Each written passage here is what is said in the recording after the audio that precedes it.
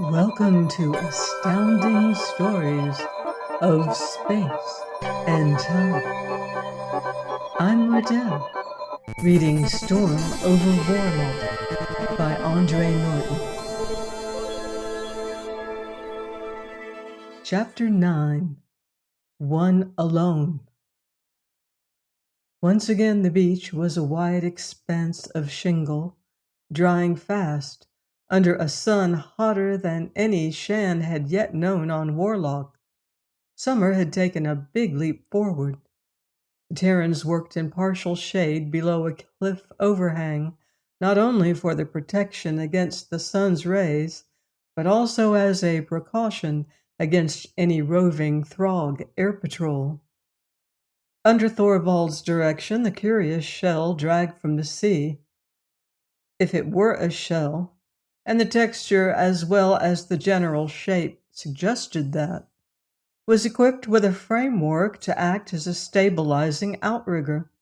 What resulted was certainly an odd-looking craft, but one which obeyed the paddles and rode the waves easily. In the full sunlight, the outline of islands was clear-cut. Red and gray rock above an aquamarine sea. The Terrans had sighted no more of the sea monsters, and the major evidence of native life along the shore was a new species of clack-clacks, roosting in cliff holes and scavenging along the sands, and various queer fish and shelled things stranded in small tide pools, to the delight of the wolverines who fished eagerly up and down the beach, ready to investigate all debris of the storm. That should serve. Thorvald tightened the last lashing, straightening up, his fists resting on his hips, to regard the craft with a measure of pride. Shan was not quite so content. He had matched the survey officer in industry, but the need for haste still eluded him. So the ship, such as it was ready. Now they would be off to explore Thorvald's Utgard. But a small and nagging doubt inside the younger man restrained his enthusiasm over such a voyage. Forktail had come out of this section of ocean, which they must navigate in this very crude transport. And Shan had no desire to meet an uninjured and alert Forktail in the latter's own territory. Which island do we head for? Shan kept private his personal doubts of their success. The outmost tip of that chain was only a distant smudge lying low on the water. The largest, that one with trees. Shan whistled. Since the night of the storm, the wolverines were again more amenable to the very light discipline he tried to keep. Perhaps the fury of that elemental burst had tightened the bond between men and animals, both alien to this world. Now Taggy and his mate paddled toward him in answer to his summons. But would the wolverines trust the boat? Shan dared not risk their swimming, nor would he agree to leaving them behind. Thorvald had already stored their few provisions on board, and now Shan steadied the craft against a rock which served them as a wharf while he coaxed Taggy gently. Though the wolverine protested, he at last scrambled in to hunch at the bottom of the shell, the picture of apprehension. Togi took longer to make up her mind, and at length Shan picked her up bodily, soothing her with quiet speech and stroking hands, to put her beside her mate. The shell settled under the weight of the passengers, but Thorvald's foresight concerning the use of the outrigger proved right, for the craft was seaworthy. It answered readily to the dip of their paddles as they headed in a curve, keeping the first of the islands between them and the open sea for a breakwater.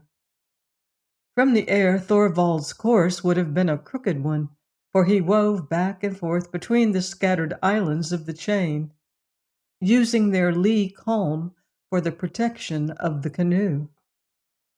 About 2/3 of the group were barren rock, inhabited only by clack-clacks and creatures closer to true Terran birds, and that they wore a body plumage which resembled feathers, although their heads were naked and leathery.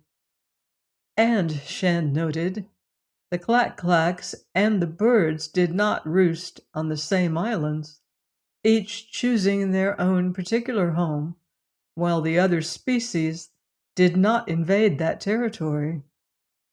The first large-sized island they approached was crowned by trees, but it had no beach, no approach from sea level. Perhaps it might be possible to climb to the top of the cliff walls, but Thorvald did not suggest that they try it, heading on toward the next large outcrop of land and rock. Here white lace patterned in a ring well out from the shore to mark a circle of reefs. They nosed their way patiently around the outer circumference of that threatening barrier, hunting the entrance to the lagoon. Within there were at least 2 beaches with climbable ascents to the upper reaches inland. Though Shand noted that the vegetation showing was certainly not luxuriant, the few trees within their range of vision being pallid growths, rather like those they had sighted on the fringe of the desert. Leather-headed flyers wheeled out over their canoe, coasting on outspread wings to peer down at the Terran invaders in a manner which suggested intelligent curiosity. A full flock gathered to escort them as they continued along the outer line of the reef. Thorvald impatiently dug his paddle deeper. They had explored more than half the reef now, without chancing on an entrance channel. "Regular fence," Shand commented. One could begin to believe that the barrier had been deliberately reared to frustrate visitors. Hot sunshine reflected back from the surface of the waves burned their exposed skin, so they dared not discard their ragged clothing, and the wolverines were growing increasingly restless. Shand did not know how much longer the animals would consent to their position as passengers without raising active protest. "How about trying the next one?" he asked, knowing at the same time his companion was not in any mood to accept such a suggestion with goodwill. The officer made no reply, but continued to use his steer paddle in a fashion which spelled out his stubborn determination to find a passage. This was a personal thing now, between Ragnar Thorvald of the Terran Survey and a wall of rock, and the man's will was as strongly rooted as those water-washed stones. On the southwestern tip of the reef, they discovered a possible opening. Shan eyed the narrow space between 2 fang-like rocks dubiously. To him, that width of water lane seemed dangerously limited. The sudden slam of a wave could dash them against either of those pillars, with disastrous results, before they could move to save themselves. But Thorvald pointed their blunt bow toward the passage with seeming confidence, and Shan knew that as far as the officer was concerned, this was their door to the lagoon. Thorvald might be stubborn, but he was not a fool, and his training and skill in such maneuvers was proved when the canoe rode in a rising swell in and by those rocks to gain the safety in seconds of the calm lagoon. Shan sighed with relief, but ventured no comment.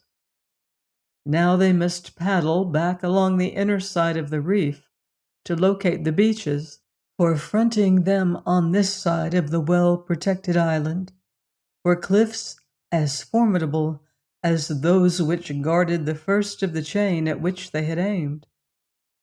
Shan glanced now and then over the side of the boat. hoping in these shallows to sight the seabed or some of the inhabitants of these waters. But there was no piercing that green murk. Here and there, nodules of rock projected inches or feet above the surface, awash in the wavelets, to be avoided by the voyagers. Shan's shoulders ached and burned. His muscles were unaccustomed to the steady swing of the paddles, and the fire of the sun stabbed easily through only 2 layers of ragged cloth to his skin. He ran a dry tongue over drier lips and gazed eagerly ahead in search of the first of the beaches. What was so important about this island that Thorvald had to make a landing here? The officers' stories of a native race which they might turn against the Throgs to their own advantage was thin, very thin indeed, especially now as Shan weighed an unsupported theory against that ache in his shoulders, the possibility of being marooned on the inhospitable shore ahead, against the 50 probable dangers he could total up with very little expenditure of effort. A small nagging doubt of Thorvald's obsession began to grow in his mind. How could Shan even be sure that that carved disc and Thorvald's hocus pocus with it had been on the level? On the other hand, what motive would the officer have for trying such an act just to impress Shan? The beach, at last! As they headed the canoe in that direction, the wolverines nearly brought disaster on them. The animals' restlessness became acute as they sighted and scented the shore and knew that they were close. Taggy reared, plunged over the side of the craft, and Shan had just time to fling his weight in the opposite direction as a counterbalance when Togi followed. They splashed shoreward, while Thorvald swore fluently, and Shan grabbed to save the precious supply bag. In a shower of gravel, the animals made land and humped well up on the strand before pausing to shake themselves and splatter far and wide the burden of moisture transported by their shaggy fur. Ashore, the canoe became a clumsy burden, and light as the craft was, both of the men sweated to get it up on the beach without snagging the outrigger against stones and brush. With the thought of a Throg patrol in mind, they worked swiftly to cover it. Taggy raised an egg-patterned snout from a hollow and licked at the stippling of greenish yolk matting his fur. The wolverines had wasted no time in sampling the contents of a wealth of nesting places beginning just above the high water mark, cupping 2 to 4 tough-shelled eggs in each. Treading a path among those clutches, the Terrans climbed a red earth slope toward the interior of the island. They found water, not the clear running of a mountain spring, but a stalish pool in a stone-walled depression on the crest of a rise, filled by the bounty of the rain. The warm liquid was brackish, but satisfied in part their thirst, and they drank eagerly.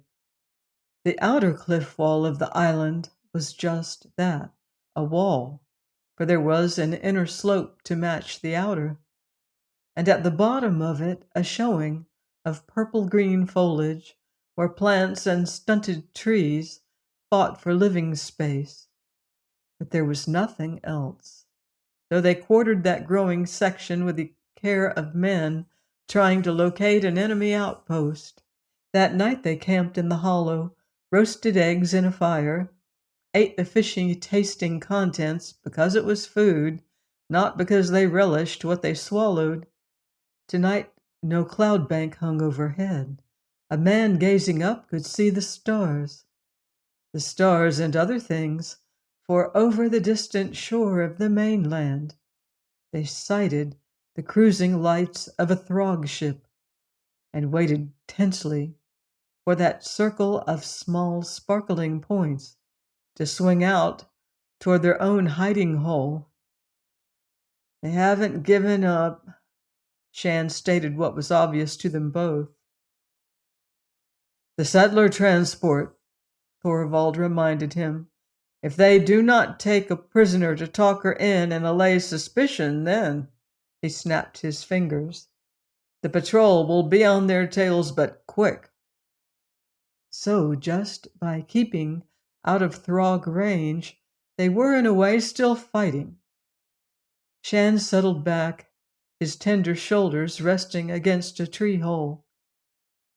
He tried to count the number of days and nights lying behind him now, since that early morning when he had watched the Terran camp die under the aliens' weapons. But one day faded into another, so that he could remember only action parts clearly: the attack on the grounded scout ship, the sortie they had made in turn on the occupied camp, the dust storm on the river, the escape from the Throg ship in the mountain crevice, and their meeting with the Hound. Then that storm which had driven them to seek cover after their curious experience with the disk. And now this day when they had safely reached the island. Why this island? He asked suddenly. That carved piece was found here, on the edge of this valley, Thorvald returned matter-of-factly. But today we found nothing at all. Yet this island supplies us with a starting point.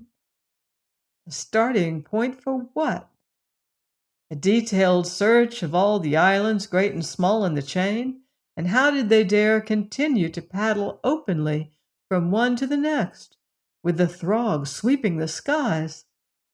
They would have provided an excellent target today, as they combed that reef for an hour or more. Wearily, Shan spread out his hands in the very faint light of their tiny fire, poked with a fingertip at the smarting points, which would have been blisters had those hands not known a toughening process in the past. More paddling tomorrow, but that was tomorrow, and at least they need not worry tonight about any Throg attack once they had doused the fire, an action which was now being methodically attended to by Thorvald. Shan pushed down on the bed of leaves he had heaped together. The night was quiet. He could hear only the murmur of the sea, a lulling croon of a sound to make one sleep deep, perhaps dreamlessly. Sun struck down, making a dazzle about him. Shan turned over drowsily in that welcome heat, stretching a little as might a cat at ease. Then he really awoke under the press of memory, and the need for alertness rode him once more.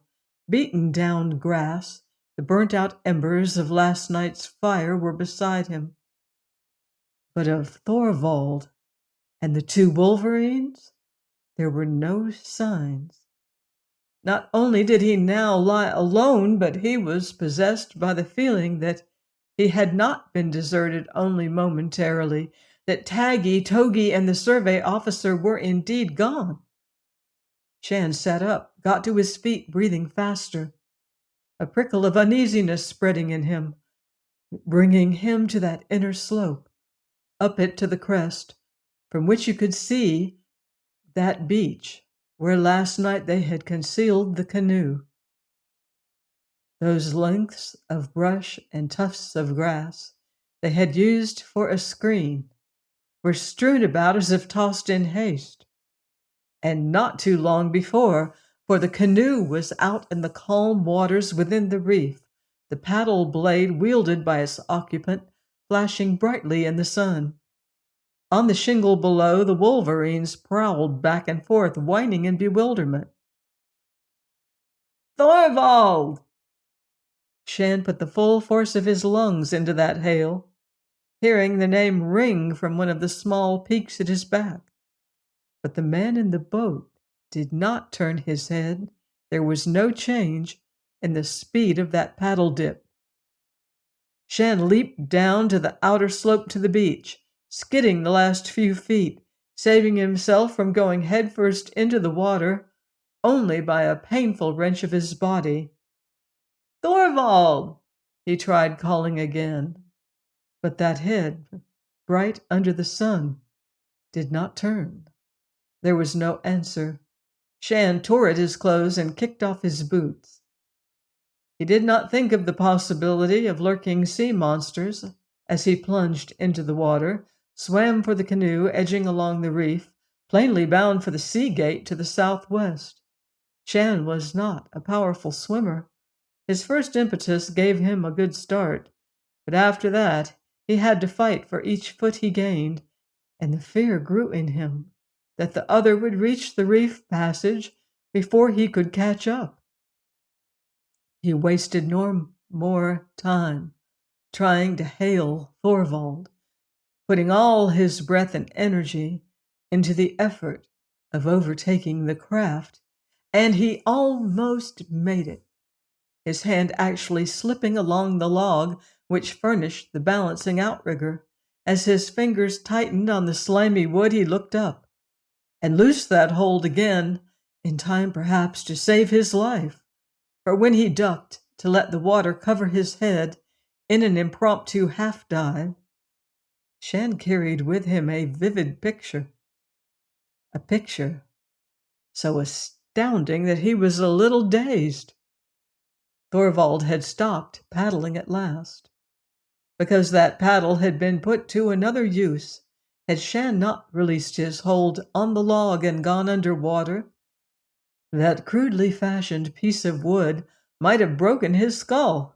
He saw only too clearly the paddle raised in both hands as an ugly weapon, and Thorvald's face convulsed in a spasm of rage, which made it as inhuman as a throg's.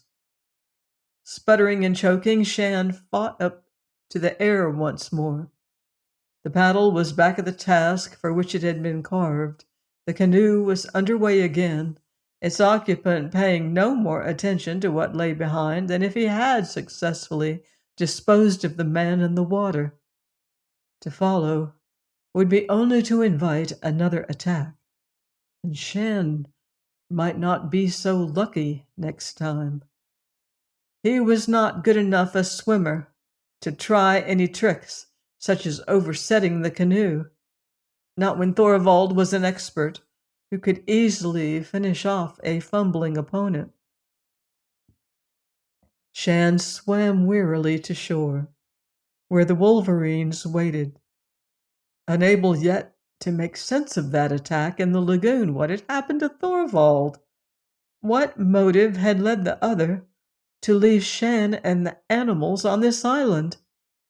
The island Thorvald had called a starting point in his search for the natives of Warlock. Or had every bit of that tall tale been invented by the survey officer for some obscure purpose of his own? Certainly no sane purpose. Against that logic, Shan could only set the carved disc. And he had only Thorvald's word that had been discovered here. He dragged himself out of the water on his hands and knees and lay winded and gasping. Taggy came to lick his face, nuzzle him, and make small, bewildered whimperings, while above the leather-headed birds called and swooped, fearful and angry for their disturbed nesting place. The Terran retched coughed up water and then sat up to look around. The spread of lagoon was bare.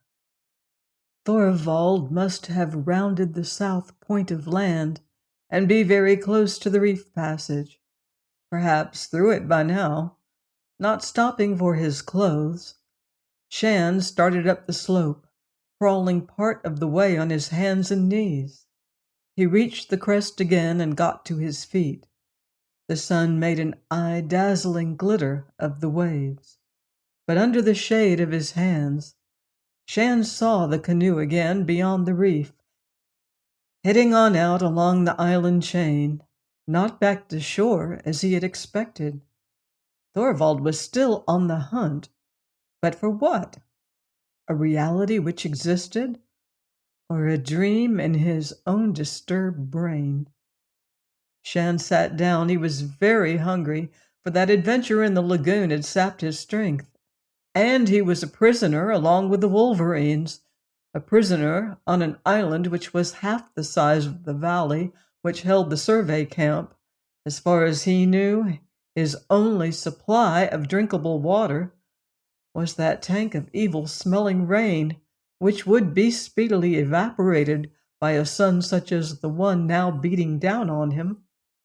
And between him and the shore was the sea, a sea which harbored such creatures as the fork-tail he had watched die. Thorvald was still steadily on course, not to the next island in the chain, a small bare knob, but to the one beyond that. He could have been hurrying to a meeting. Where? And with what? Shan got to his feet, started down to the beach once more, sure now that the officer had no intention of returning, that he was again on his own, with only his wits and strength to keep him alive. Alive and somehow free of this water-washed prison. Please join me next time for another exciting chapter of Storm over Warlock by Andre Norton, here on Astounding Stories of Space and Time. Until then, watch the skies.